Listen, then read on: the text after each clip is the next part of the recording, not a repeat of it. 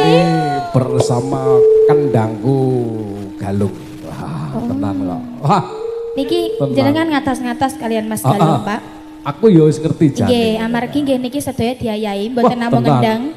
MC iki yo nyaingi aku. Lah nggih, benjing niku nggih nganu ngajatne barang lho Pak niki. Cucuk lampah ya tau tak lep. Ya tau. Aku mek gumun, sembarang-barang kok diayahi jane kaya ngopeni anake. Ya kaya bojone mah ya renek. Iya. Delong kas Condro. Wah, sian kendang. Nah, nggih. Bacoke. Lira lirik mesam-mesam goyang-goyang saja arep mundut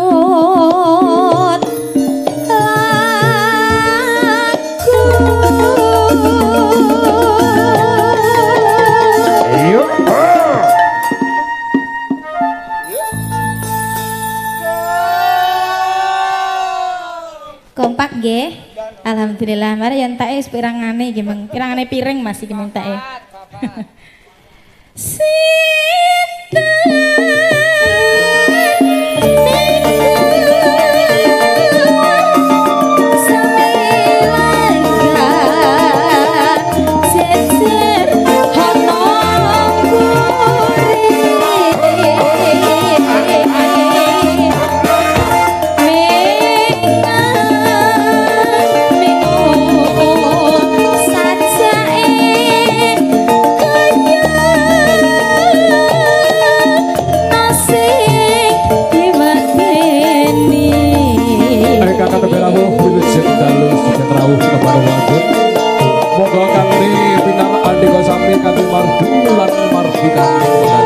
Sesarengan mundur malas campur sari singgapan kamas japrak.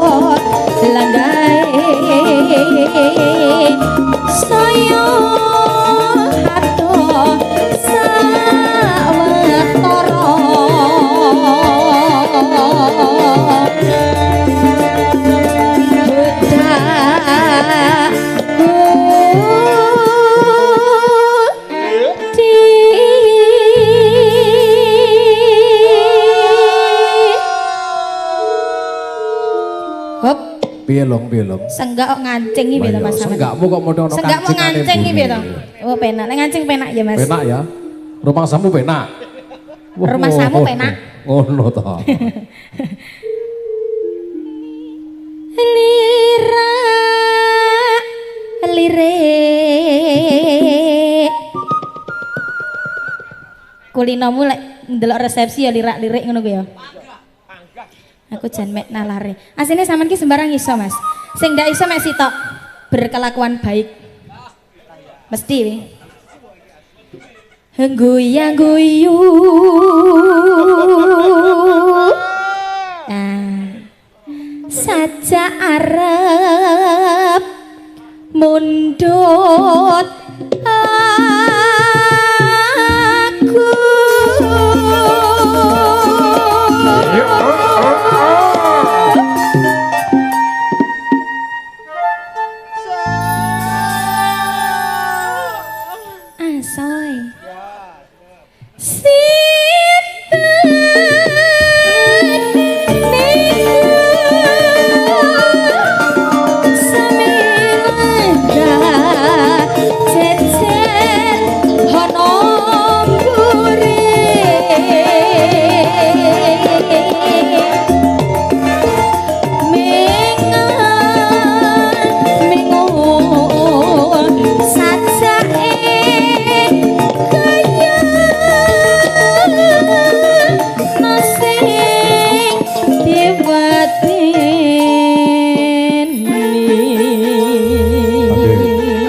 Atur nuwun.